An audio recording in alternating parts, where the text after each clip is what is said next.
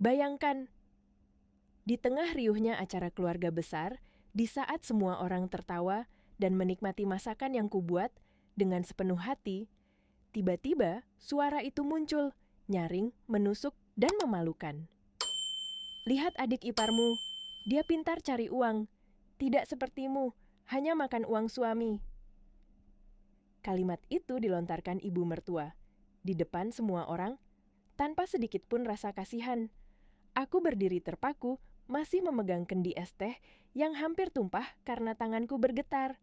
Semua mata mengarah padaku, sebagian iba, sebagian mencibir, sebagian pura-pura tidak melihat. Hinaan itu bukan yang pertama. Tapi hari itu, rasanya lebih sakit dari sebelumnya. Seperti ada pisau yang ditancapkan tepat di tengah dadaku. Namun, alih-alih menangis atau marah, aku tersenyum. Senyum tipis, datar, tapi penuh makna. Baik, Bu. Mulai besok, saya berhenti kirim uang untuk Ibu. Wajahnya langsung pucat.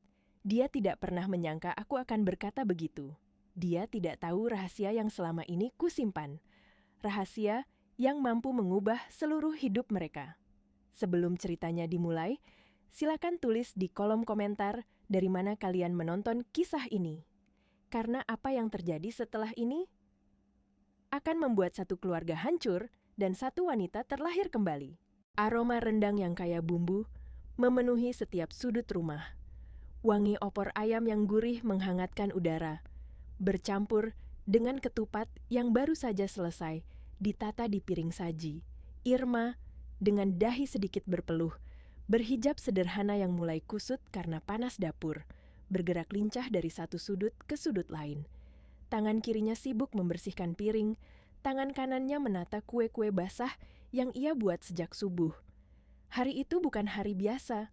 Hari itu adalah arisan keluarga besar suaminya, Tony, dan seperti selalu, Irma adalah segala-galanya, tuan rumah, juru masak, pelayan, penyaji, sekaligus perempuan yang akan menerima semua tatapan dan bisikan dari keluarga yang tidak sepenuhnya menerimanya.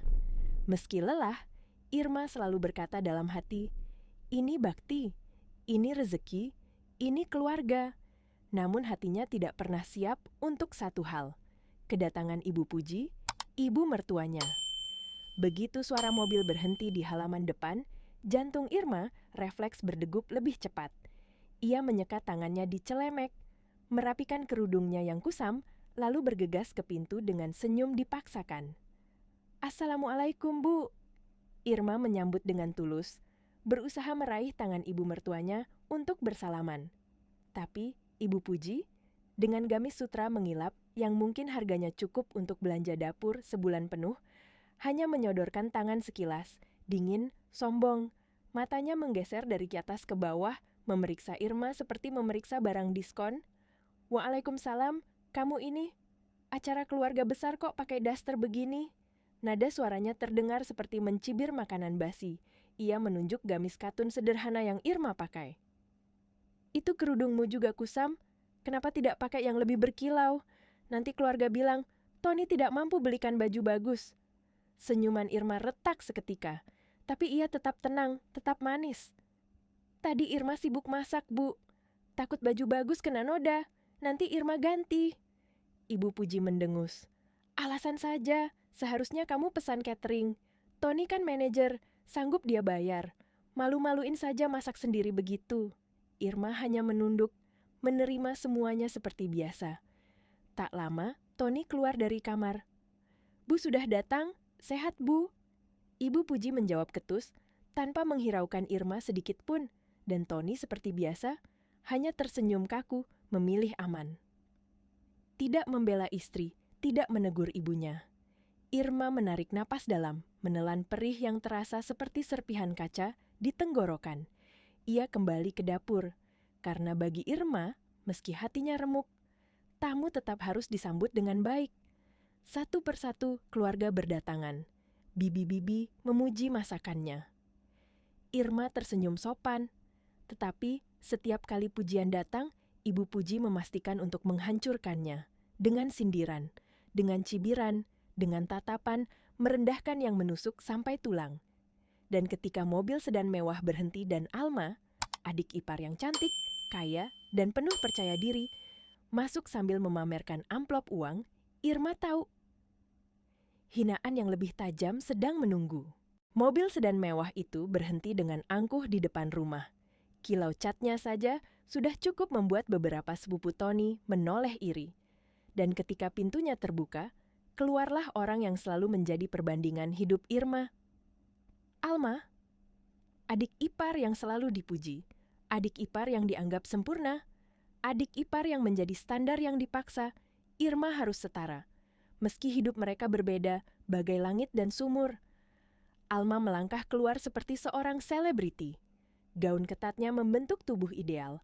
Rambutnya di-highlight pirang mahal, dan kacamata hitam besar bertengger di hidungnya. Tas branded menggantung di lengannya. Harganya mungkin setara dengan 1 tahun belanja dapur Irma. "Halo semua!" Suara Alma melengking manja, dibuat-buat. Tapi Ibu Puji menyambutnya seperti menyambut pemenang kontes kecantikan. "Anak ibu yang paling hebat sudah datang." Wajah Ibu Puji langsung berubah cerah, seolah baru saja melihat matahari setelah musim badai. Alma kemudian mengeluarkan amplop merah tebal dari tasnya. "Ini Bu, jajan sedikit. Rezeki dari proyek baru Alma." Mata Ibu Puji berbinar. Ia menerima amplop itu tanpa rasa malu, bahkan memamerkannya sedikit ke anggota keluarga lain. Ya Allah, Alma ini memang tidak pernah lupa sama ibu. Mandiri, sukses, pintar cari uang sendiri, ibu bangga sekali. Alma menoleh sekilas ke arah Irma, memberikan tatapan meremehkan seperti seseorang yang melihat pelayan restoran. "Tentu saja, Bu. Alma kan perempuan mandiri, tidak seperti sebagian orang yang cuma bergantung." Irma tetap diam, tetap tersenyum, tapi hatinya seperti diremas pelan. Ia kembali menyajikan minuman. Namun, semua orang bisa melihat Ibu Puji memperlakukan dua menantunya seperti bumi dan langit. Tony juga ikut menyambut adiknya dengan riang, tanpa sadar betapa pedihnya Irma ketika dibandingkan hidupnya setiap detik. Lalu acara makan dimulai. Semua orang memuji masakan Irma. Rendangnya enak sekali. Opor ayamnya gurih banget. Sambal goreng hatinya pas. Irma menunduk, tersenyum kecil. Ia selalu bahagia jika masakannya membuat orang lain senang. Namun, Ibu Puji tidak sudi membiarkan pujian itu menyentuh Irma. Tawa Ibu Puji tiba-tiba meledak keras, menghentikan semua percakapan. Irama sendok garpu terhenti. Semua menoleh. Dan disinilah penghinaan itu dimulai. Dengan dagu menunjuk Alma, ia berkata, "Lihat itu Alma, adik iparmu. Baru 28 tahun, sudah sukses. Punya perusahaan sendiri, mobil mewah, apartemen. Pintar sekali cari uang." Lalu tatapannya beralih, menusuk Irma seperti pisau dingin. "Tidak sepertimu. Kerjamu cuma di dapur, makan uang suami, tidak menghasilkan apa-apa, cuman beban." Suasana hening. Semua mata menatap Irma. Irma menatap suaminya, mencari pembelaan, mencari rasa aman. Tapi Tony hanya menunduk, tidak berkata apa-apa, tidak membela, tidak melindungi. Dan saat itu, sesuatu di dalam diri Irma patah sampai ke akar. Kendi es teh di tangannya tetap stabil, tidak gemetar, justru terlalu tenang. Irma meletakkannya perlahan, mengangkat wajah, menatap Ibu Puji dengan mata yang tidak lagi penuh kesabaran, dan tersenyum. Senyum paling tenang sekaligus paling berbahaya yang pernah ia keluarkan. "Baik, Bu. Kalau begitu, mulai besok Irma berhenti mengirim uang bulanan 15 juta ke Ibu." Seperti suara bom meledak di tengah ruang makan. Wajah Ibu Puji pucat. Alma ternganga. Tony membelalak tidak percaya. Irma hanya berdiri diam, tenang, tak tergoyahkan. Untuk pertama kalinya, semua orang melihat Irma yang berbeda. Irma yang tidak bisa lagi diinjak-injak. Ledakan itu terjadi begitu cepat. Seolah waktu berhenti tepat saat Irma mengucapkan kalimat yang mengerikan bagi Ibu Puji. Mulai besok, Irma berhenti mengirim uang bulanan 15 juta untuk Ibu. Suasana yang semula riuh oleh tawa keluarga berubah sunyi seperti pemakaman. Tidak ada yang berani menghela napas terlalu keras. Semua mata terpaku pada wajah Ibu Puji, yang detik sebelumnya tersenyum angkuh, kini memucat seperti kehilangan nyawa. Apa? Uang apa? Suara Ibu Puji bergetar, tidak lagi lantang. Irma tidak menjawab dengan emosi, ia hanya menatapnya dengan tatapan yang sangat tenang, sangat menusuk, seperti seorang hakim yang menilai terdakwa. Ibu tahu persis uang apa yang Irma maksud. Seketika, bisikan-bisikan kecil dari para tamu mulai terdengar. Beberapa sepupu saling memandang bingung. Bibi-bibi menutup mulut mereka. Paman-paman mulai berbisik soal uang bulanan yang tak pernah mereka dengar sebelumnya. Alma, yang biasanya cerewet, menunduk, wajahnya tegang. Ada sedikit ketakutan di matanya. Dan Tony, suami Irma, yang seharusnya menjadi orang pertama yang melindungi istrinya, hanya menatap kosong, tidak mengerti apa yang terjadi. Sementara itu, Ibu Puji panik. Tangannya gemetar memegang tepi meja. "Kamu jangan mengada-ada. Ibu tidak pernah menerima uang apa-apa dari kamu. Fitnah, kamu memfitnah Ibu." Teriakannya terdengar putus asa. Tidak ada lagi nada angkuh, tidak ada lagi kemewahan, hanya ketakutan. Irma tidak membalas, tidak berdebat, tidak membongkar aibnya di depan semua orang. Ia hanya mengambil piring kotor di meja dan berjalan kembali ke dapur, meninggalkan Ibu Puji dalam kehancuran yang ia ciptakan sendiri. Keheningan sesudah itu begitu pekat, bisa diiris dengan pisau. Ibu Puji duduk terpaku, wajahnya seperti baru saja disiram air es. Ia mencoba tersenyum untuk menyelamatkan gengsinya. "Haha, si Irma ini suka bercanda." Tawanya sumbang, patah, memaksa. Tidak ada yang ikut tertawa, tidak satu pun. Para tamu mulai gelisah. Mereka merasa ada badai besar baru saja meletus, dan tidak ada yang ingin menjadi korban berikutnya. Satu persatu mereka pamit dengan alasan waktu sudah sore, dengan wajah yang penuh tanda tanya dan gosip paling panas tahun ini di genggaman mereka. Saat pintu tamu terakhir tertutup, Tony meledak. Ia membanting kunci mobil ke meja. Suaranya menggetarkan ruang tamu. "Irma!" Irma keluar dari dapur. Wajahnya datar, tidak ada sisa air mata. Ia sudah terlalu sering terluka untuk menangis lagi.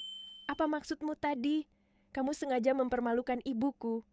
Irma menjawab dengan suara pelan, tapi tajam seperti mata pisau. "Siapa yang memulai, Mas? Siapa yang menghina aku di depan semua orang?" Tony memukul meja. "Dia ibuku. Seharusnya kamu diam saja.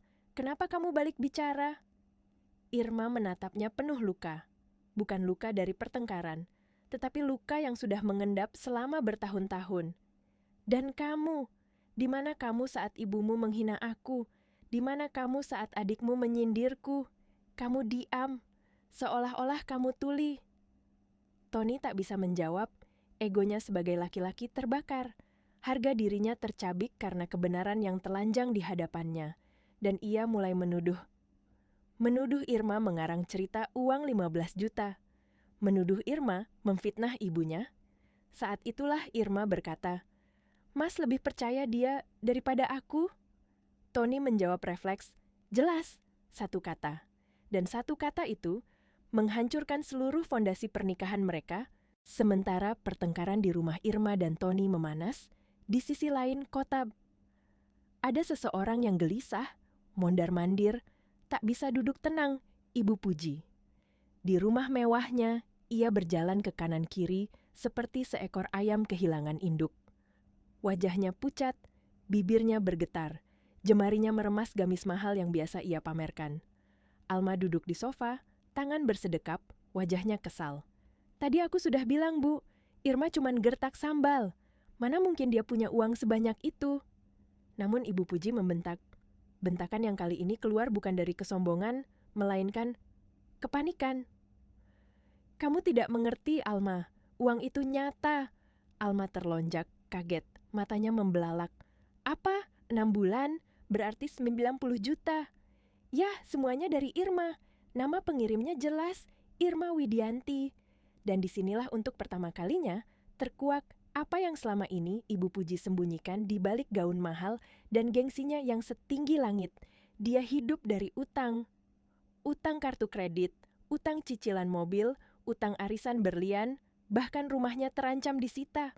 Ketika hutangnya menumpuk sampai napasnya tersengal, ketika debt collector mulai mengancam datang, ketika wajahnya hampir kehilangan harga diri, ia datang kepada Irma. Diam-diam, sambil bersujud di kaki menantunya. Dengan air mata seperti hujan deras, ia memohon, "Irma, tolong ibu. Nak, hanya kamu yang bisa bantu ibu. Ibu janji, ibu akan berubah. Ibu akan sayang kamu. Ibu tidak akan hina kamu lagi." Irma yang lugu, berhati lembut, dan selalu ingin menjaga keharmonisan rumah tangganya, jatuh iba. Ia tidak ingin Tony stres, tidak ingin keluarga retak, tidak ingin anak-anak tumbuh di tengah pertengkaran. Dan ia setuju membantu, dengan satu syarat. "Mas Tony jangan tahu, aku tidak ingin dia kepikiran. Aku hanya ingin rumah tangga kita tenang." Ibu Puji mengangguk cepat, menghapus air mata, bersumpah tidak akan mengulang penghinaan. Bulan pertama, Ibu Puji bersikap manis. Bulan kedua, ia mulai kembali ke sifat lamanya. Bulan ketiga, dia merasa di atas angin, merasa Irma tidak akan berani membuka aib ini. Irma tidak akan berani membongkar, kan? Irma sendiri yang minta dirahasiakan. Dan itulah kesalahannya. Kesalahan yang akan menghancurkan seluruh hidupnya. Sementara itu, di rumah Irma, Tony masih tidak percaya dan menuduh istrinya mengarang. Irma menatap suaminya lama, menahan sakit yang tidak bisa digambarkan kata-kata. "Kamu lebih percaya dia daripada aku?" "Jelas," jawab Tony tanpa berpikir. Dan di balik dinding rumah mewahnya, Ibu Puji yang mulai merasa sudutnya terpojok, yang takut aibnya terbongkar, yang panik karena rahasia 90 juta akan menghancurkan reputasinya, mulai menyusun rencana. Rencana licik, rencana balas dendam. Rencana yang akan menjebak Irma, menghancurkan rumah tangganya, dan membuat Tony membenci istrinya sendiri. Di saat Irma dan Tony masih berdebat hebat, di rumah mewahnya Ibu Puji sudah berubah menjadi sosok lain. Bukan lagi ibu mertua sombong yang suka memamerkan kekayaan palsu, melainkan seorang wanita yang panik setengah mati karena rahasianya terancam terbongkar. Ia tidak lagi bisa duduk tenang. Ia mondar-mandir, memegangi kepalanya, sesekali memaki dirinya sendiri. "Gawat, Alma, gawat sekali ini." Ia hampir menangis. Alma yang dari tadi duduk santai, mengira Irma hanya bermain drama. Ia bersandar, memainkan kuku, dan berkata sinis, "Bu, paling Irma cuma mau nakut-nakutin ibu. Mana mungkin dia punya uang sebanyak itu? Dia kan cuma IRT pengangguran." Dan disinilah Ibu Puji meledak. "Kamu tidak mengerti, uang itu nyata. Setiap tanggal 1, 6 bulan berturut-turut." Alma tersentak kaget. Tubuhnya bergerak maju. "Apa? 6 bulan? Berarti 90 juta?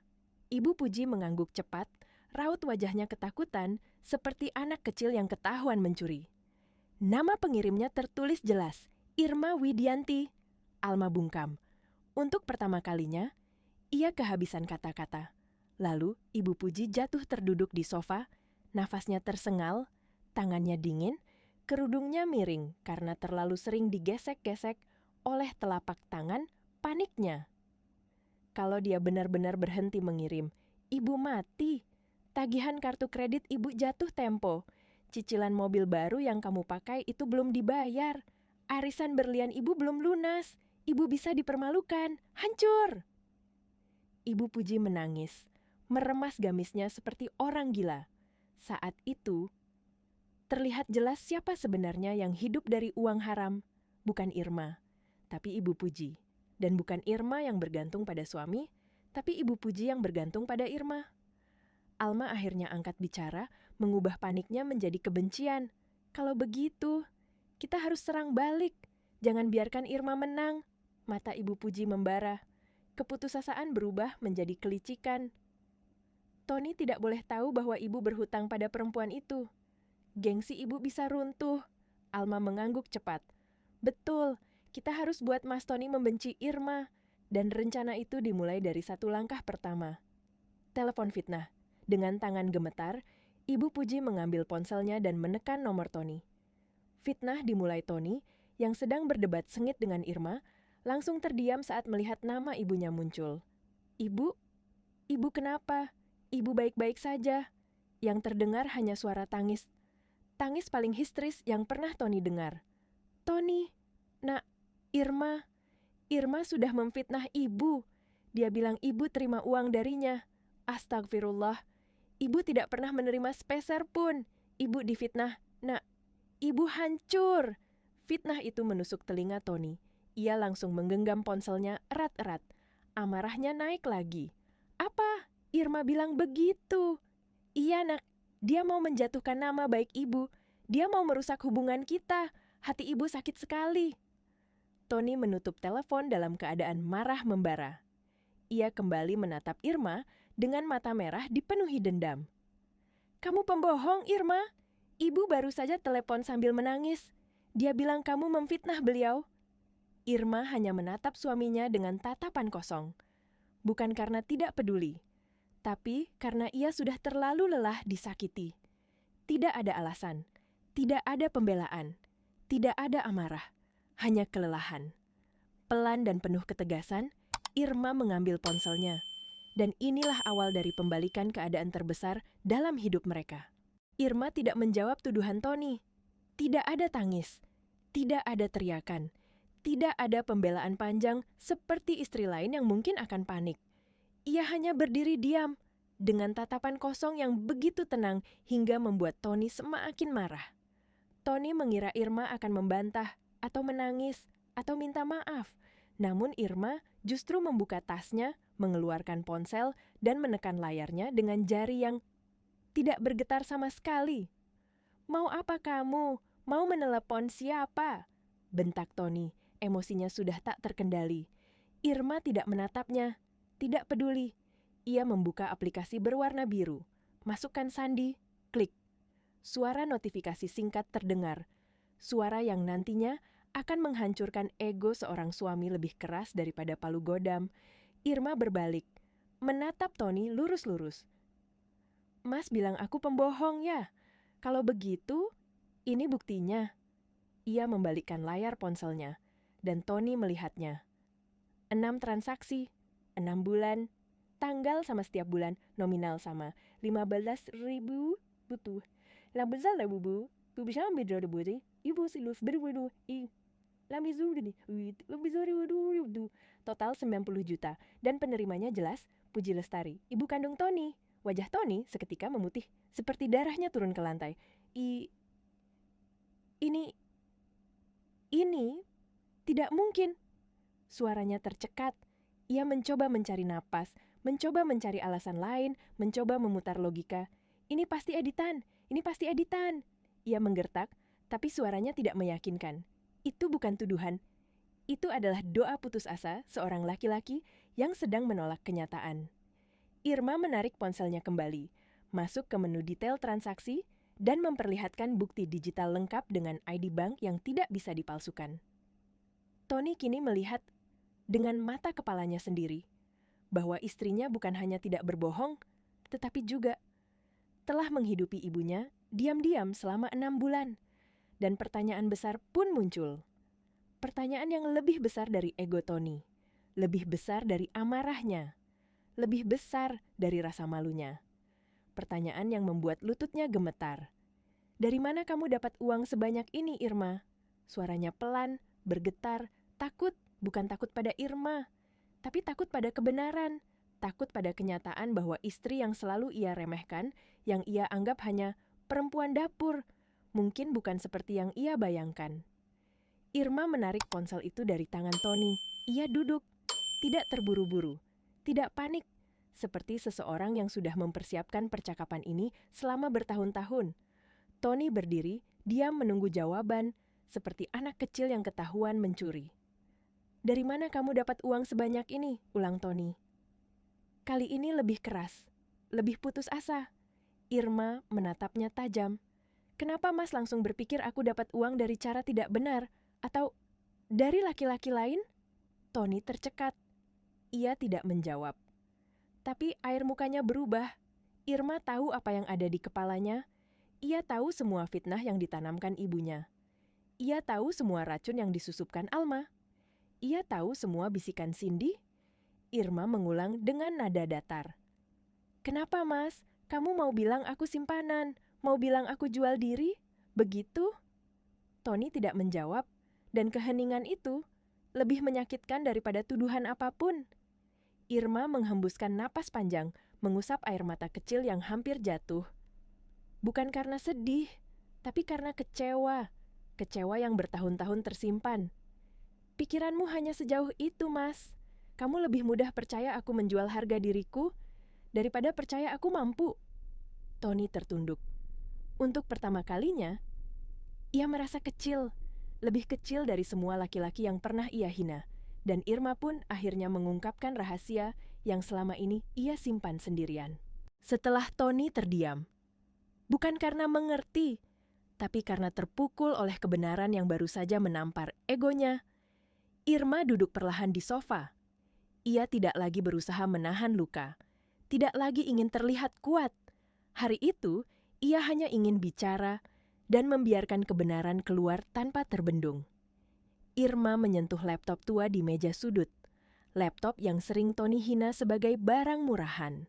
Laptop tempat Irma mengetik diam-diam di waktu Tony tidur, di waktu anak-anak istirahat, di waktu masakan di dapur menunggu matang. Irma mengusap permukaan laptop itu seperti mengusap sahabat lama. Dan kemudian ia berkata pelan, tapi setiap katanya seperti palu yang menghantam dada Tony. "Yah, aku memang investor. Aku konsultan keuangan. Aku trader saham. Aku bekerja di rumah, di depan laptop ini."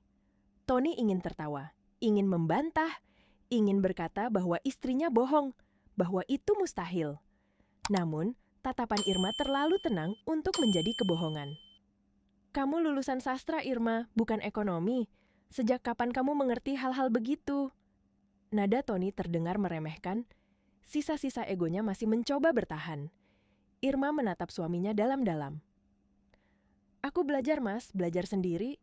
Saat kamu sibuk memenuhi semua kemauan ibumu, aku sibuk memutar otak."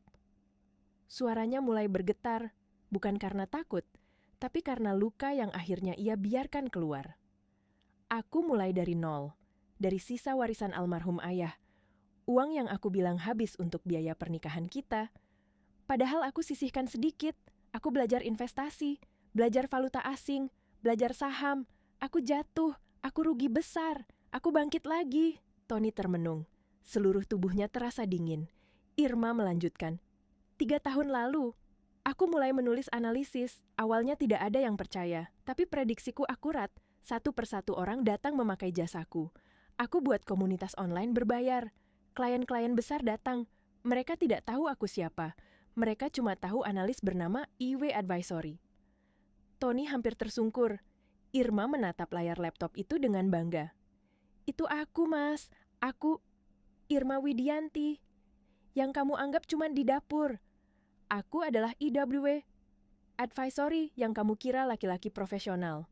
Tony memegang kepalanya. Dunia seakan berputar terbalik. Irma menatap rumahnya. Rumah tempat ia dihina, direndahkan, dianggap tidak mampu menghasilkan apapun. "Rumah ini, cicilannya hampir lunas. Bukan karena gajimu, Mas, tapi karena aku yang membayar diam-diam setiap bulan." Tony terkejut, wajahnya memucat. Irma melanjutkan pelan.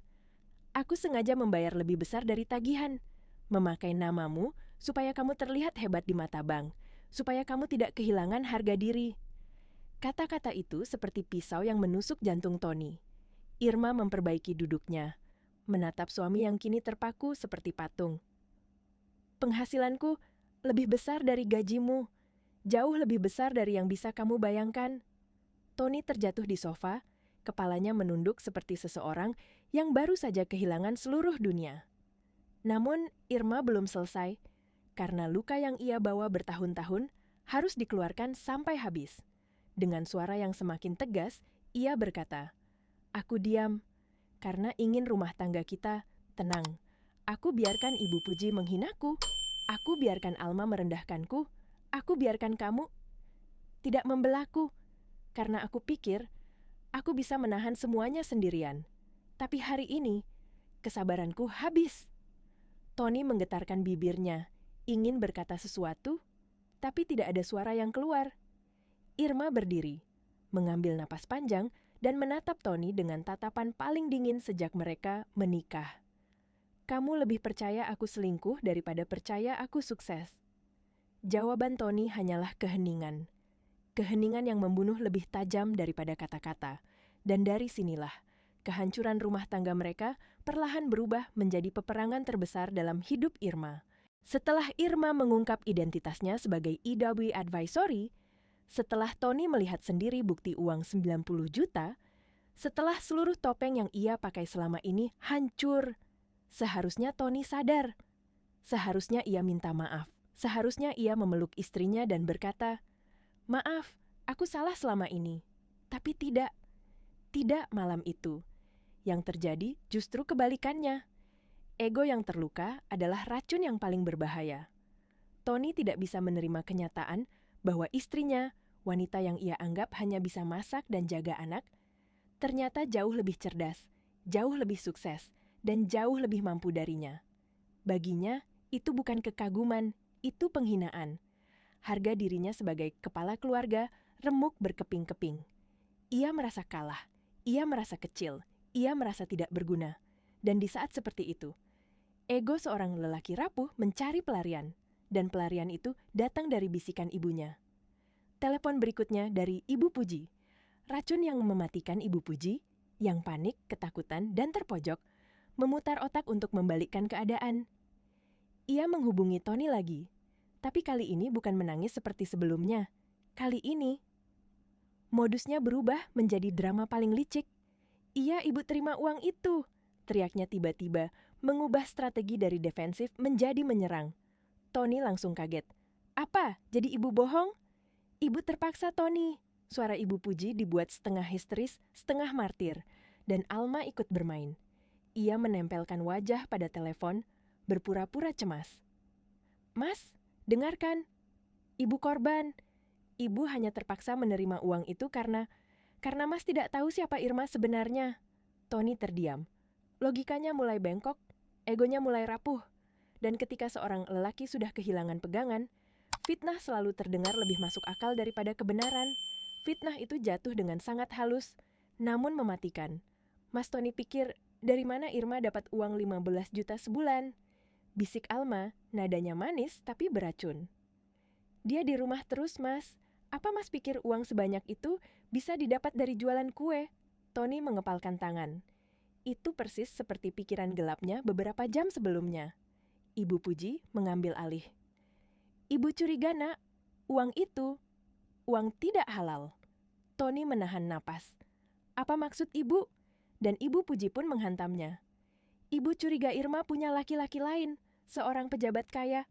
Ibu pernah dengar dia teleponan diam-diam, bicaranya mesra."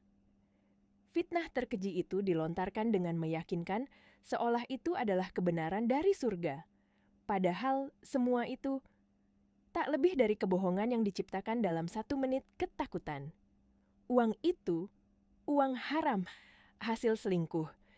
Ibu terpaksa terima karena ibu mau mengumpulkan bukti untuk melindungi kamu dari perempuan itu. Skenario yang tidak masuk akal itu tiba-tiba terasa masuk akal bagi Tony yang egonya sedang hancur dan butuh pembenaran. Karena bagi lelaki rapuh, lebih mudah percaya istrinya selingkuh daripada menerima istrinya lebih sukses darinya. Kebencian menggantikan logika. Jadi, Irma selingkuh. Suara Tony serak, bergetar, dan putus asa. "Iya, Nak. Ibu yakin 100%. Alma menimpali penuh emosi palsu. Makanya dia berani melawan ibu. Makanya dia sombong. Karena dia punya pegangan laki-laki yang lebih kaya." Racun itu masuk jauh ke dalam, membunuh sisa-sisa kepercayaan Tony. Yang tersisa di dadanya hanyalah kemarahan, rasa malu, dan dendam yang membara. "Apa yang harus kita lakukan, Bu?" tanya Tony, nadanya dingin. Dan di balik telepon, Ibu Puji dan Alma saling pandang. Mereka tersenyum. Senyum kemenangan. Senyum iblis. "Kita harus dapatkan bukti, Nak. Bukti fisik. Kalau kita bisa buktikan dia selingkuh, Mas bisa ceraikan dia tanpa memberi apapun. Mas bisa dapat hak asuh anak." Dan Irma tidak akan dapat sepeser pun harta. Tony menelan ludah, tidak menyadari ia sedang menjadi boneka dalam permainan keluarga yang paling licik. Alma melanjutkan, kita jebak dia. Kita pakai seseorang untuk pura-pura jadi klien. Kita atur pertemuan di hotel. Kita gerebek dia, kita rekam.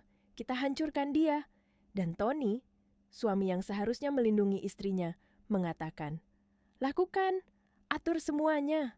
Aku mau lihat dia hancur. Begitulah, rencana jebakan terhadap Irma resmi dimulai. Sebuah rencana kotor yang akan mereka sesali seumur hidup.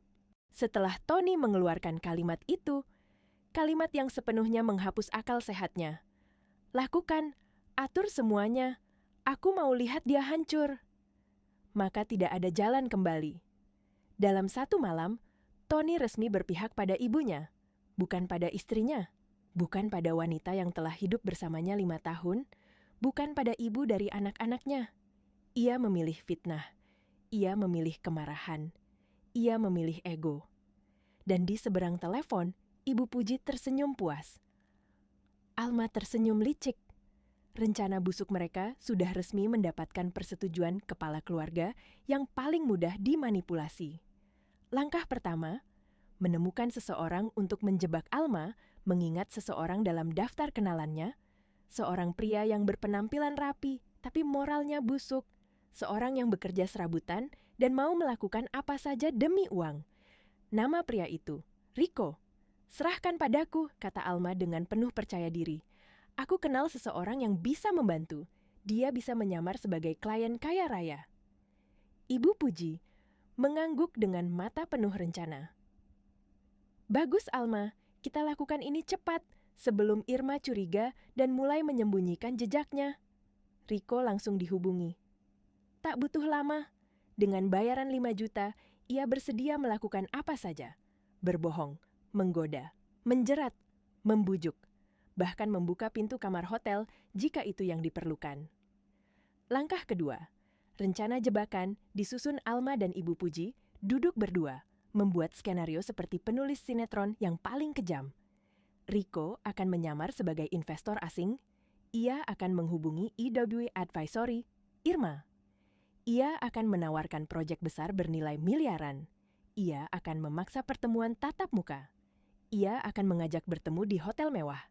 Begitu Irma datang, ia akan memancing Irma masuk ke suite pribadi. Saat Irma melangkah masuk kamar, Tony, Alma, dan Ibu Puji akan menggerebek. Semua akan direkam. Video akan disebar.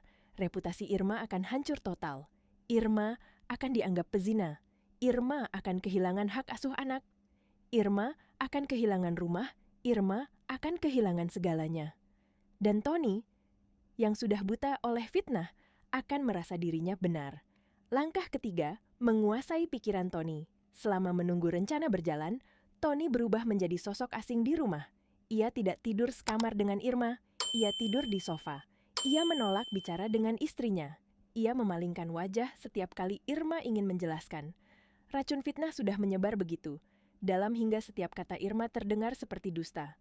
Irma mencoba bicara. Mas, kita bicara baik-baik. Tony hanya mendengus. Tidak ada yang mau aku dengar dari kamu. Irma mencoba lagi malam berikutnya. Aku bisa jelaskan semuanya, Mas. Tony membalikkan badan. Aku tidak peduli. Irma mencoba tersenyum, meski hatinya koyak.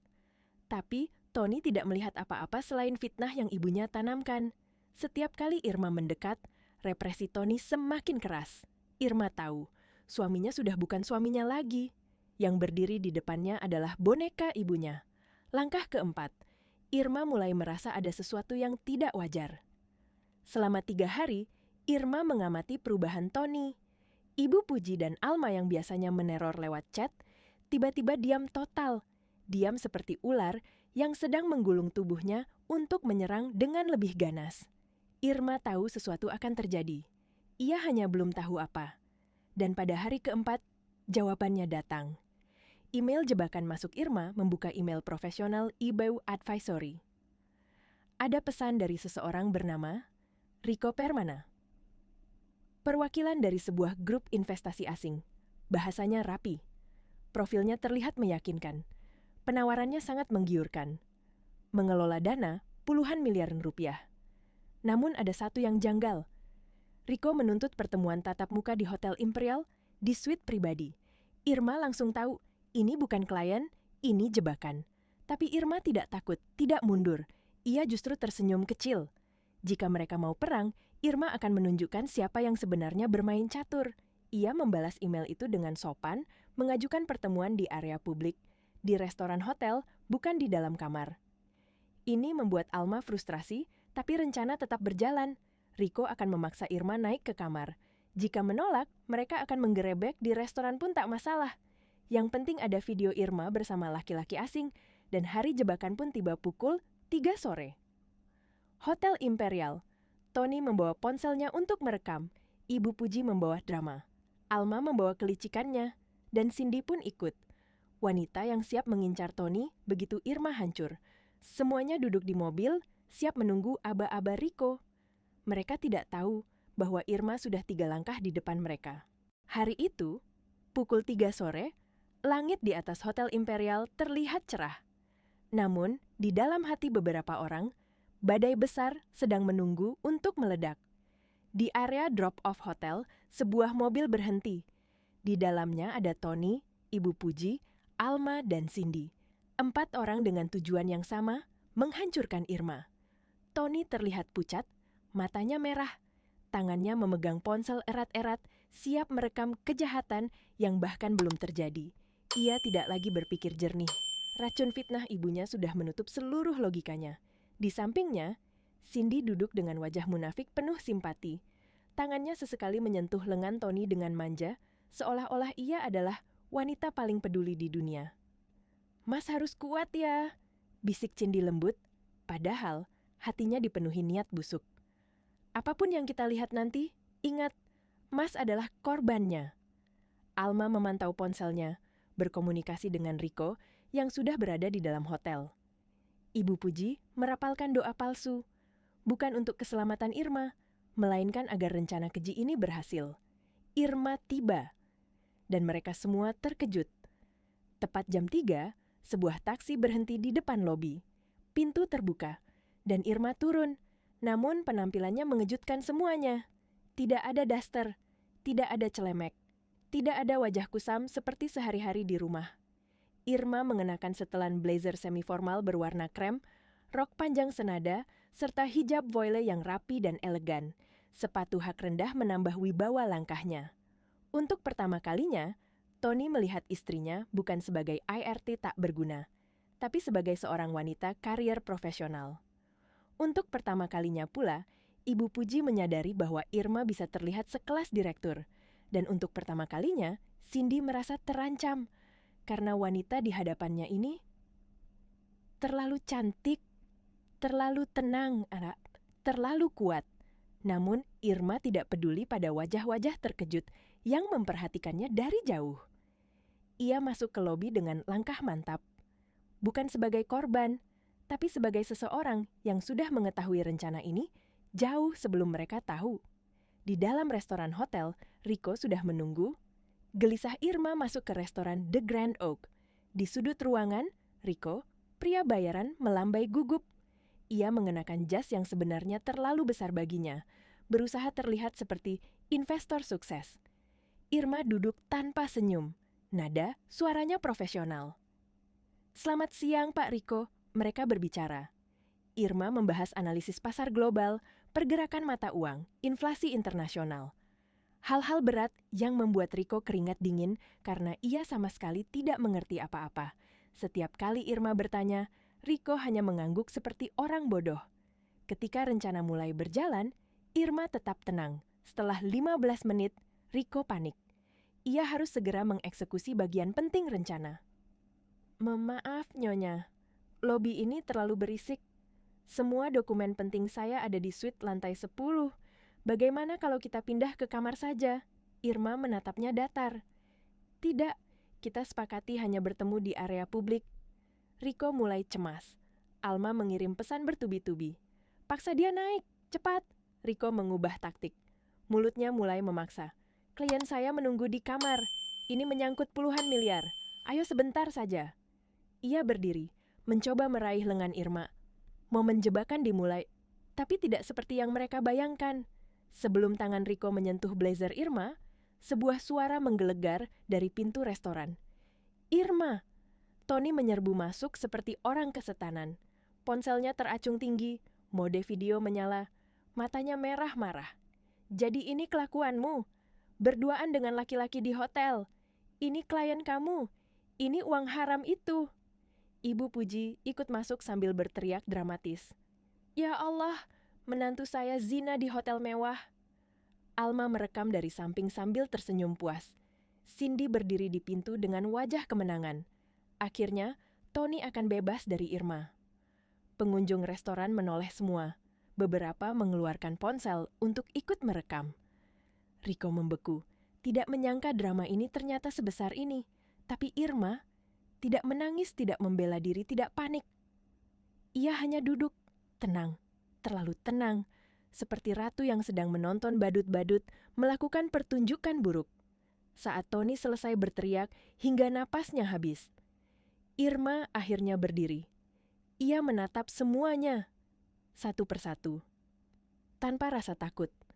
Lalu berkata pelan, namun suaranya menusuk lebih tajam dari pisau. "Kalian sudah selesai bermain sandiwara?" Semua langsung hening. Tony terdiam. Ibu Puji membeku. Alma stop merekam. Cindy panik. Rico hampir pingsan. Karena untuk pertama kalinya, mereka menyadari satu hal. Irma bukan korban yang mereka kira. Irma bukan wanita lemah yang mereka pikir. Irma sudah tahu semuanya. Semua. Bahkan lebih dari yang bisa mereka bayangkan. Restoran hotel yang tadinya ramai berubah jadi sunyi, mencekam. Semua mata tertuju pada satu wanita. Wanita yang baru saja diteriaki, difitnah, dan dipermalukan. Irma. Tapi bukannya menangis, bukannya gemetar, bukannya panik. Ia berdiri tegak, dengan aura yang membuat semua orang ikut menahan napas. Sejenak, Tony, Alma, Ibu Puji, Cindy, dan Rico merasa seperti bocah yang tertangkap basah mencuri permen. Irma melangkah maju. Tenang, anggun, mengintimidasi. "Jadi, Tuan Rico Permana." Suaranya lembut namun mematikan. "Berapa Alma membayar Anda untuk jebakan murahan ini?" Kata-kata itu menghantam ruang restoran seperti petir. Semua terdiam. Tony menatap Irma dengan wajah bingung. Bagaimana dia bisa tahu? Ibu Puji menutup mulutnya. Alma terpaku, ponselnya hampir terlepas dari tangan. Cindy langsung menurunkan kameranya, panik. Rico mundur satu langkah, wajahnya pucat. Saya tidak mengerti." Irma merunduk sedikit, menatap Rico seperti menatap anak kecil yang ketakutan. "Oh, Anda mengerti, dan Anda..."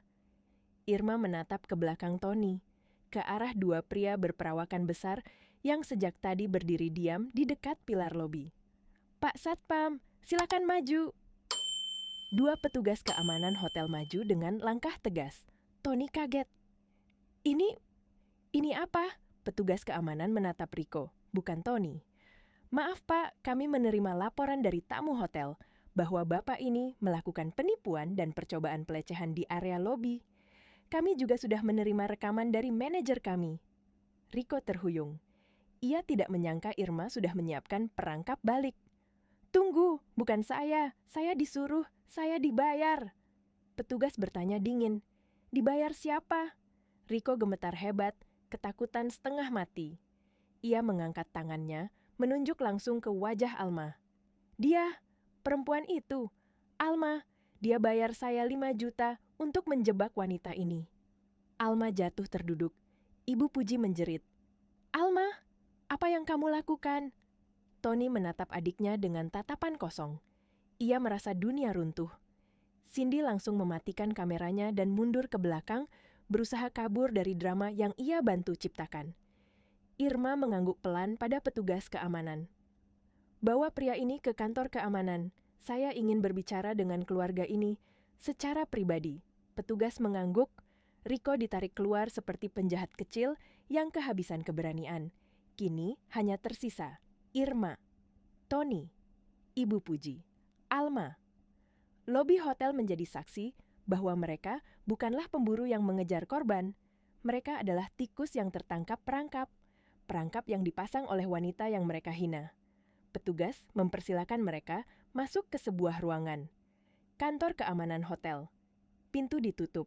Sunyi. Hanya suara AC yang terdengar. Ruangannya dingin. Rasanya seperti ruang interogasi. Irma duduk di kursi tengah, punggung tegak seperti seorang hakim. Tony berdiri dengan tubuh kaku. Ibu Puji menangis terisak. Alma pucat seperti kain kafan. Dan Irma membuka mulutnya. Nada suaranya datar, tapi menyayat seperti belati. Jadi, kalian menjebakku supaya aku dibilang pezina, supaya kalian bisa hancurkan rumah tanggaku, supaya kalian bisa rebut anak-anakku. Tony ingin bicara, tapi tenggorokannya kering, suaranya hilang. Mas Tony tidak mau dengar penjelasan Irma, kan? Sekarang dengarlah, semua, tanpa memotong. Ibu Puji mulai mewek. Maafkan Ibu Irma, Ibu hanya... Diam, Bu, kata Irma. Suaranya tegas, menggelegar. Ibu Puji langsung kaku. Belum pernah sebelumnya Irma bersuara seperti itu. Irma menatap Riko yang sudah dibawa keluar, lalu melihat ke Tony, ke Alma, ke Ibu Puji, dan ia berkata, "Sekarang kita mulai.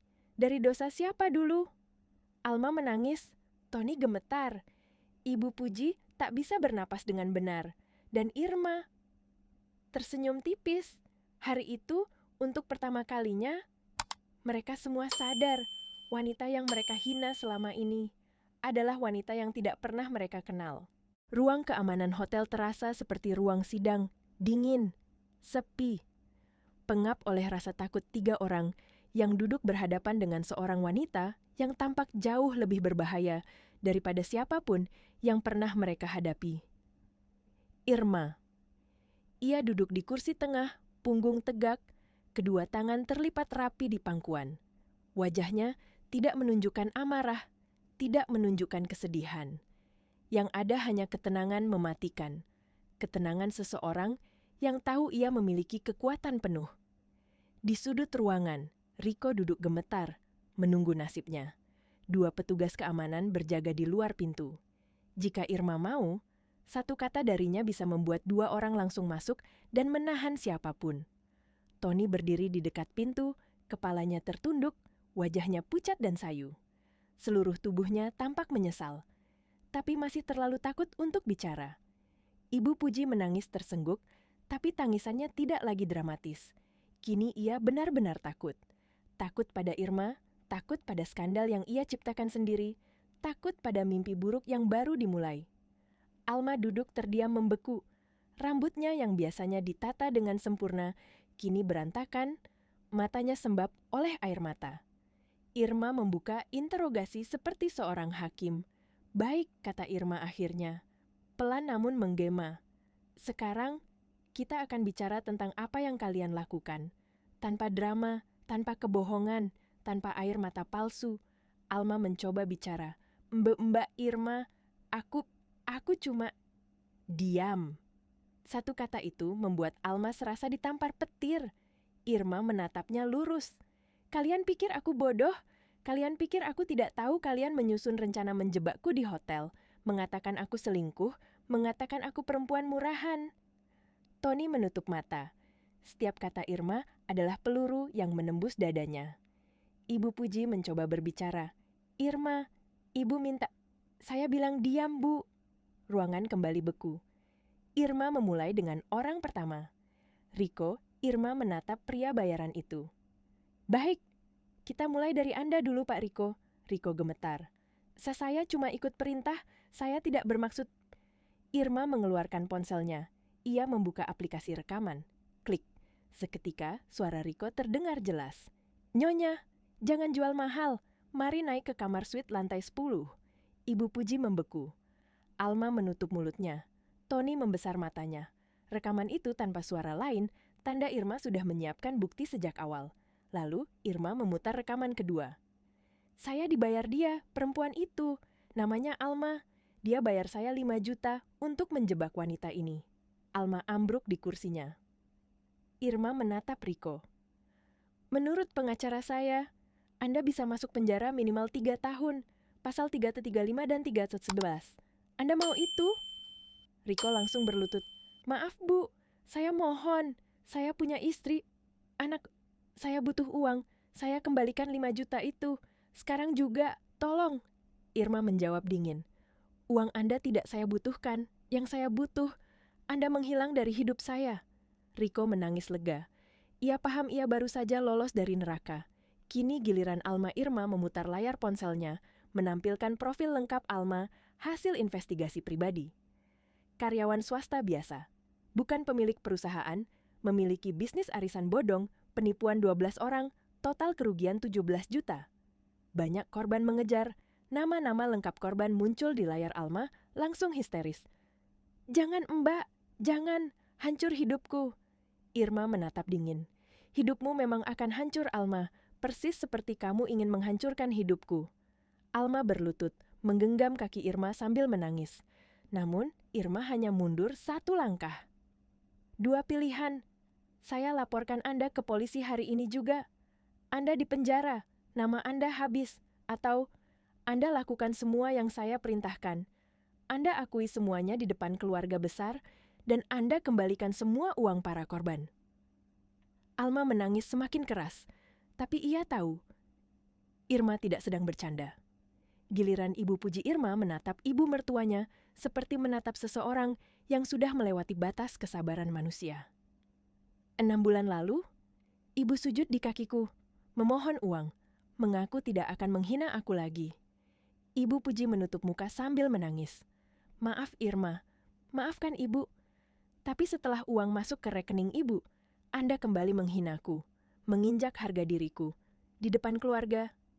Irma diam sebentar, lalu berkata pelan, saya punya semua bukti transfer 90 juta itu. Anda bilang saya memfitnah, Anda memfitnah diri Anda sendiri hari ini. Ibu Puji menjerit sambil menunduk. Seluruh martabatnya lenyap. Dan terakhir, Tony Irma menatap suaminya.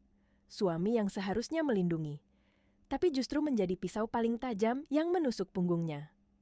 Mas, Irma berkata pelan, tapi kata-katanya menusuk tulang. Kamu menuduh aku selingkuh, tanpa bukti, tanpa bertanya, tanpa percaya.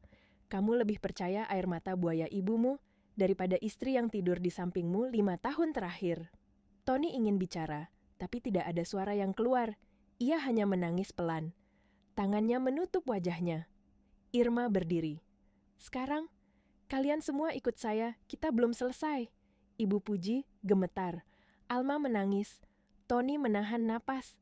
Irma melangkah keluar dari ruang keamanan, meninggalkan 3 orang penuh dosa yang tiba-tiba menyadari satu hal. Mereka tidak sedang berhadapan dengan Irma yang mereka hina. Mereka sedang berhadapan dengan Irma yang sesungguhnya. Irma yang cerdas. Irma yang kuat. Irma yang berbahaya. Irma yang tak lagi punya rasa takut. Akhir pekan itu, rumah Irma kembali penuh oleh keluarga besar. Suasana yang sama seperti acara arisan yang penuh tawa 2 minggu sebelumnya. Namun kali ini, tidak ada aroma rendang, tidak ada opor ayam, tidak ada meja penuh ketupat dan kue basah, tidak ada Irma yang hilir mudik dari dapur.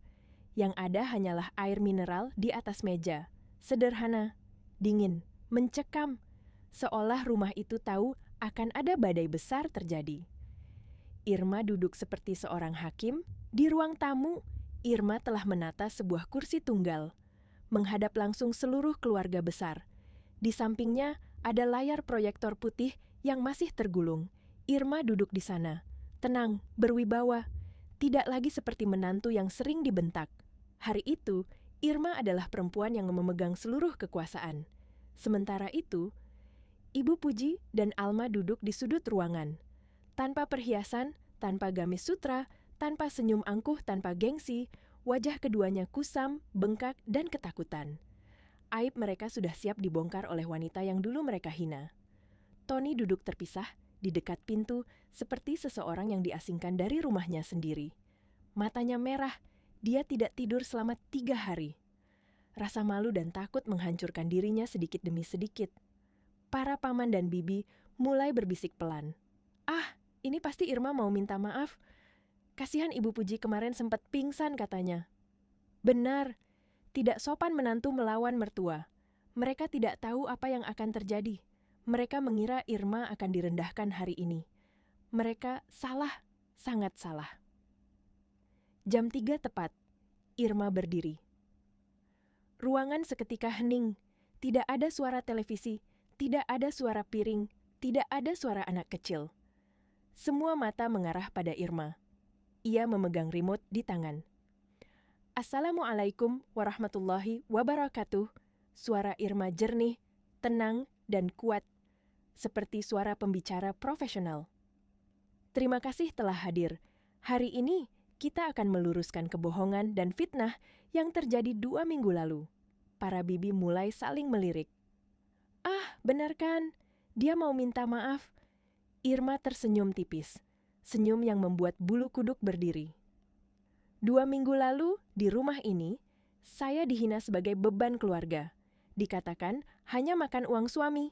Irma menatap lurus ke arah Ibu Puji. Sang ibu mertua langsung menunduk. Irma melanjutkan, dan ketika saya membela diri, saya dituduh memfitnah.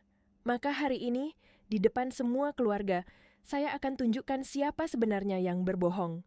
Detik itu, ruangan menjadi sedingin es. Irma membuka identitas sebenarnya. Irma menekan tombol remote, layar proyektor turun pelan, dan gambar pertama muncul, logo IWA Advisory. Di layar berikutnya, muncul screenshot artikel dari majalah bisnis. IWA Advisory, konsultan anonim di balik suksesnya portofolio miliaran. Artikel yang memuji analisis pasar Irma. Semua orang ternganga. Beberapa paman menutup mulut mereka, bibi-bibi terbelalak. Selama ini, Irma kerja. Kapan dia kerjanya? Irma lalu menjelaskan tanpa gemetar sedikit pun.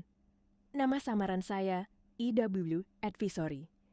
Saya mengelola dana dari klien lokal dan luar negeri. Saya bekerja dari rumah ini, sambil masak, sambil jaga anak, sambil mengurus suami. Kemudian slide berganti menjadi rekening koran, penghasilan ratusan juta. Dalam 1 bulan, ruangan bergemuruh kecil. Ya Allah, bisik seorang bibi. Tony menutup mata, menahan malu yang menusuk hingga tulang. Irma menatap suaminya. Gaji Mas Tony, tidak ada 1/10-nya dari penghasilanku dalam 1 hari.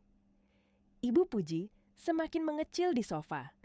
Irma melanjutkan, dengan suara yang hanya bisa dikeluarkan oleh seseorang yang sudah terlalu lama disakiti. Rumah ini, mobil, sekolah anak, bahkan baju yang dipakai Ibu Puji saat menghina saya, dibeli dari uang saya. Setiap kata itu seperti tamparan keras, dan tamparan paling keras belum keluar. Irma membuka skandal Tony di depan semua orang. Irma menekan tombol lagi. Kemunculan foto pertama membuat semua orang terpekik. Foto Cindy berpose manja. Foto kedua, foto Tony sedang duduk di kafe dielus bahunya oleh Cindy. Tony langsung jatuh berlutut. Seluruh keluarga menutup mulut mereka. Inilah selingkuhan suamiku, Tony. Cindy yang hadir di belakang langsung berdiri panik. Itu tidak benar, itu fitnah. Irma tersenyum tipis. Tenang Mbak Cindy, giliranmu sebentar lagi. Lalu Irma memutar rekaman suara Cindy yang menghasut Tony. Perempuan kalau tiba-tiba berani melawan, biasanya punya laki-laki lain, Mas. Suasana kacau. Semua orang menatap Cindy dengan tatapan jijik. Cindy mundur, ingin kabur, tapi Irma berkata, "Duduk, acara Anda belum selesai." Cindy duduk gemetar. Irma menghancurkan Ibu Puji and Alma di depan keluarga slide. Berikutnya muncul foto-foto Ibu Puji di butik mewah kwitansi tas bermerek. Foto arisan berlian laporan utang kartu kredit, bukti transfer 90 juta dari Irma. Irma berkata, uang 90 juta yang katanya tidak pernah dia terima. Semuanya habis untuk gaya hidup palsu, untuk pamer, untuk gengsi yang tidak berguna. Ibu Puji jatuh tersungkur menangis. Keluarga besar terdiam. Lalu Irma mengungkap data lengkap Alma. Skema Ponzi. 12 korban. Total kerugian 17 juta. Mobil palsu. Tas KW. Dan saat itu, pintu rumah Irma digedor keras. "Alma, kembalikan uang kami." Para korban arisan bodong masuk, menerjang Alma, menarik bajunya, menampar, menjerit, menangis. Irma mengangkat tangan. "Silakan bawa dia. Saya akan berikan semua bukti kepada polisi." Alma diseret keluar sambil berteriak, wajahnya penuh luka dan air mata. Ibu Puji pingsan. Tony terpaku seperti patung. Semuanya telah hancur. Semua orang di ruangan terdiam, tidak mampu berkata apapun. Sosok Irma berdiri di depan mereka seperti seorang hakim agung. Wanita yang dulu mereka hina, remehkan, dan injak-injak, hari itu berdiri dalam cahaya penuh kekuatan. Rumah Irma kini sunyi. Tidak ada lagi teriakan para korban yang menyeret Alma keluar. Tidak ada lagi suara pingsan Ibu Puji. Tidak ada lagi bisik-bisik keluarga besar. Setelah semua aib terbuka, setelah topeng-topeng runtuh, setelah kebohongan dibakar habis oleh kebenaran, tinggallah Tony dan Irma. Dua manusia yang dulunya suami istri. Tapi hari itu, seperti dua orang asing yang berdiri di dunia yang berbeda. Irma berdiri tegak, tenang, tidak menangis, tidak terpancing emosi. Ia sudah melewati batas sakit hati, yang bahkan air mata pun sudah tidak sanggup keluar. Sementara, Tony berdiri terpaku, seluruh tubuhnya gemetar, matanya merah bengkak, nafasnya memburu seperti seseorang yang baru saja kehilangan segalanya. Dan memang benar, ia telah kehilangan segalanya. Bukan karena Irma jahat, bukan karena Irma keras, tapi karena Tony menghancurkan dirinya sendiri. Tony berlutut, suara tubuhnya jatuh terdengar jelas dengan gerakan lambat seperti orang yang tersayat dari dalam. Tony melangkah mendekati Irma. 1 langkah, 2 langkah, lalu bruk! Tony jatuh berlutut. Lututnya menghantam lantai keras begitu kuat, sehingga beberapa tamu keluarga yang masih ada menjerit kecil. "Mas, jangan seperti itu," bisik salah satu bibi. Tapi Tony tidak mendengar apapun. Ia hanya menunduk, bahunya berguncang hebat. Tangannya menutupi wajahnya. Laki-laki yang selama ini merasa paling benar, paling berkuasa, paling tinggi, hari itu terlihat lebih kecil daripada debu. Tony bersujud di depan semua orang, di kaki Irma. Tony membungkuk lebih dalam, terlalu dalam, sampai dahinya menyentuh lantai, sampai suaranya terdengar seperti tangisan anak kecil yang kehilangan ibunya. Kemudian, Tony memegang kaki Irma. "Yah!" Suami yang tadinya menuduh, menghina, menggerebek, bersekongkol menjebak istrinya di hotel, kini sujud di kaki perempuan yang selama ini ia remehkan. "Irma, Irma, ampuni aku, ampuni aku." Tony menangis keras, keras sekali. Tangis lelaki dewasa yang seluruh harga dirinya hancur di depan umum. "Aku salah, aku bodoh, aku termakan fitnah, aku mengabaikanmu. Aku tidak percaya kamu. Aku hancur Irma."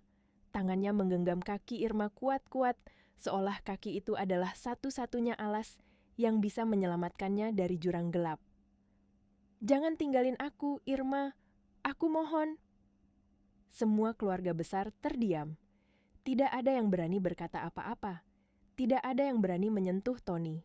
Semua orang tahu momen itu bukan milik mereka. Itu adalah momen seorang suami yang tenggelam dalam dosa, dan seorang istri yang berdiri lebih tinggi daripada semua penghinaan yang pernah ia terima.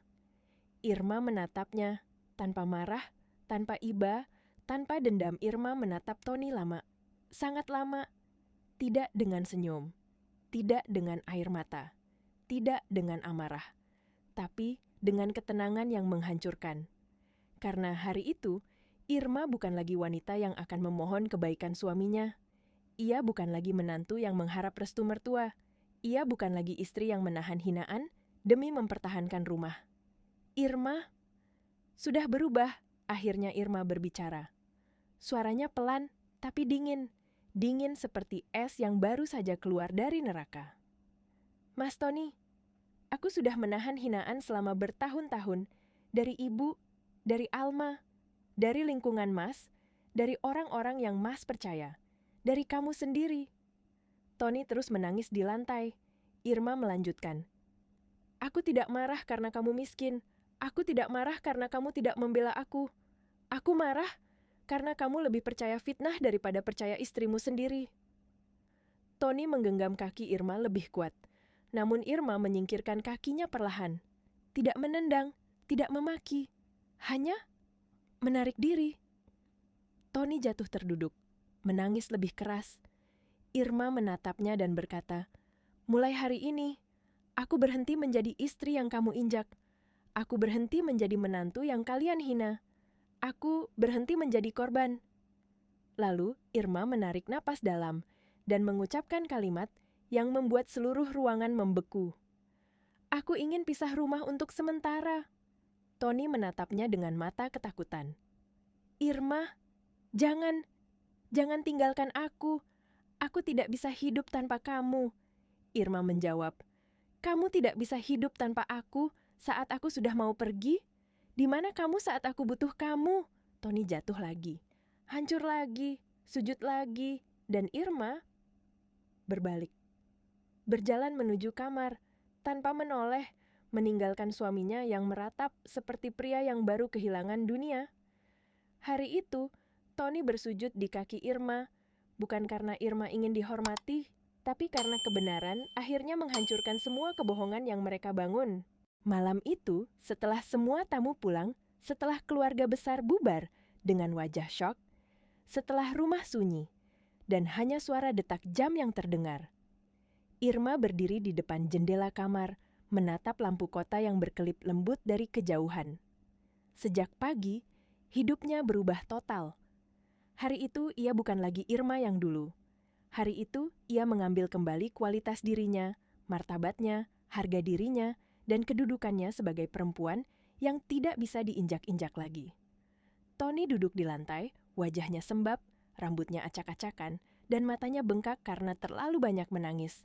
Namun, meski ia menyesal setengah mati, penyesalannya datang terlambat. Tony mencoba bicara, tapi Irma sudah tidak sama lagi. "Maafkan aku. Irma, aku mohon. Aku benar-benar menyesal." Tony berkata sambil menundukkan kepala seperti seseorang yang tengah diadili. Irma tidak menatapnya. Ia hanya menjawab tenang, "Mas, aku tidak ingin marah lagi. Aku tidak ingin berdebat. Aku hanya ingin tenang." Tony merangkak mendekat, ingin memegang tangan Irma. Tapi Irma mundur setengah langkah, sebuah gerakan kecil yang terasa seperti pukulan besar bagi Tony. "Mas tahu," Irma berkata pelan, "selama ini aku bisa menahan hinaan ibumu. Aku bisa menahan cemooh Alma. Tapi yang paling membuat aku sakit." Ia menghela napas panjang. "Mas lebih percaya fitnah daripada percaya aku." Tony menunduk semakin dalam. Suaranya hampir tak terdengar. "Aku salah. Aku hancur. Aku bodoh. Irma, beri aku kesempatan." Irma geleng pelan. "Kesempatan? Aku sudah memberimu ribuan kesempatan selama 5 tahun pernikahan ini." Tony menangis lagi. Air matanya jatuh ke lantai, tapi Irma tetap berdiri tegak. Masalahnya bukan Irma tidak peduli lagi, tapi Irma sudah terlalu sering terluka. Irma membuat keputusan yang tidak bisa dibantah. Irma menatap Tony lama. Tatapan yang dulu penuh cinta, kini berubah menjadi tatapan seorang wanita yang sudah terlalu dewasa untuk terus bertahan dalam luka. "Kita pisah rumah dulu, Mas. Aku butuh ruang. Aku butuh ketenangan. Aku butuh bernapas tanpa rasa takut atau rasa curiga." Tony meraih tangan Irma cepat-cepat. "Jangan, Irma. Jangan tinggalkan aku." Irma menyingkirkan tangan Tony perlahan. Tidak kasar, namun tepat di bagian yang paling menyakitkan hati Tony. "Mas pernah meninggalkan aku berkali-kali. Secara batin, secara kepercayaan, secara pemikiran. Sekarang, biarkan aku meninggalkan rumah ini untuk menemukan diriku lagi." Tony menangis terseduh seperti anak kecil. Namun Irma tidak lagi digerakkan oleh air mata. Bukan karena ia kejam, tapi karena ia akhirnya mencintai dirinya sendiri setelah bertahun-tahun kehilangan diri. Keesokan paginya, Irma pergi. Ia memasukkan beberapa pakaian ke koper, beberapa berkas kerja, laptop kesayangannya, dan sebuah buku catatan kecil. Ia tidak membawa barang mewah, tidak membawa perhiasan, tidak membawa apapun yang berlebihan. Ia pergi sederhana, namun dengan martabat yang jauh lebih besar daripada saat ia datang ke rumah itu dulu sebagai pengantin baru. Di ruang tamu, Tony duduk terpaku dengan rambut berantakan, mata cekung, dan wajah penuh penyesalan yang tidak bisa dihapuskan bahkan dengan 1000 tahun permintaan maaf. "Boleh aku antar?" Tony bertanya lirih. Irma menggeleng. "Aku butuh pergi sendiri." Tony jatuh terduduk. Ketika Irma melangkah melewatinya, ia kembali bersujud, memeluk kaki Irma dari belakang. "Irma, aku tidak bisa hidup tanpamu. Tolong jangan pergi." Irma tidak berbalik. Ia hanya berkata pelan, "Kamu tidak pernah berusaha hidup denganku ketika aku masih di sini." Lalu ia melangkah keluar rumah, meninggalkan Tony, tergeletak di lantai dengan hati yang hancur berantakan. Beberapa bulan kemudian, Irma tinggal di apartemen kecil namun bersih dan nyaman. Ia membangun hidupnya lagi. Ia semakin berkembang sebagai konsultan, ia semakin dikenal, ia semakin dihormati, ia sering tersenyum, bukan karena hidupnya sempurna, tetapi karena ia akhirnya bebas dari rantai yang dulu menjeratnya. Sementara Tony tiap minggu mengirim pesan panjang, mengaku rindu, mengaku menyesal, mengirim foto dirinya menangis, bahkan beberapa kali pingsan karena stres. Tapi Irma tidak kembali, tidak terburu-buru, tidak mudah luluh, karena wanita yang terluka bukan ingin balas dendam, dia hanya ingin tenang. Lalu apa akhirnya? Irma tidak menceraikan Tony, tapi ia juga tidak kembali pada Tony. Ia memilih berdiri di wilayah perbatasan, tidak pergi, tidak kembali, hanya mengamati apakah Tony layak mendapatkan kesempatan terakhir. Dan Tony, setiap hari hidupnya adalah neraka, karena yang paling menyakitkan bukan kehilangan Irma, tapi menyadari bahwa wanita yang ia injak-injak adalah wanita yang paling tulus mencintainya. Irma sekarang tidak lagi menjadi istri yang disakiti. Ia menjadi wanita yang bangkit dari kehancuran dan mengajari seluruh keluarga apa arti harga diri.